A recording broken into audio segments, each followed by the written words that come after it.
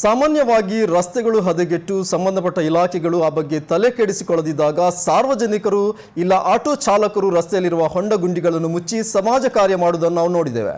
ಆದರೆ ಟ್ರಾಫಿಕ್ ಪೊಲೀಸರೊಬ್ಬರು ದ್ವಿಚಕ್ರ ವಾಹನಗಳಿಗೆ ಅಡ್ಡಿಯಾಗುತ್ತಿದ್ದ ಕಾಂಕ್ರೀಟ್ ರಸ್ತೆಯ ಕಬ್ಬಿಣದ ಪಟ್ಟಿಯನ್ನು ರಿಪೇರಿ ಮಾಡುತ್ತಿರುವ ದೃಶ್ಯ ಸಾಮಾಜಿಕ ಜಾಲತಾಣಗಳಲ್ಲಿ ಭಾರಿ ವೈರಲ್ ಆಗುತ್ತಿದೆ.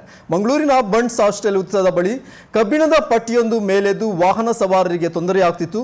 ಈ ಬಗ್ಗೆ ಪಾಲಿಕೆಗೆ ಮಾಹಿತಿ ನೀಡಿದ್ದರೂ ಯಾವುದೇ ಕ್ರಮ ಕೈಗೊಂಡಿರಲಿಲ್ಲ. ಈ ಹಿನ್ನೆಲೆಯಲ್ಲಿ ಇಲ್ಲಿ ಕರ್ತವ್ಯ ನಿರ್ವಹಿಸುವ ಟ್ರಾಫಿಕ್ ಪೊಲೀಸ್ ರೇವಣ್ಣ ಸಿದ್ದಪ್ಪ ತಾವೇ ಮೇಲೆದ್ದಿದ್ದ ಕಬ್ಬಿಣದ ಪಟ್ಟಿಯನ್ನು ಸರಿಪಡಿಸಿದರು. ರೇವಣ್ಣ ಅವರ ಈ ಕಾರ್ಯಕ್ಕೆ ಸಾಮಾಜಿಕ ಜಾಲತಾಣದಲ್ಲಿ ಭಾರಿ ಮೆಚ್ಚುಗೆ ವ್ಯಕ್ತವಾಗಿದೆ.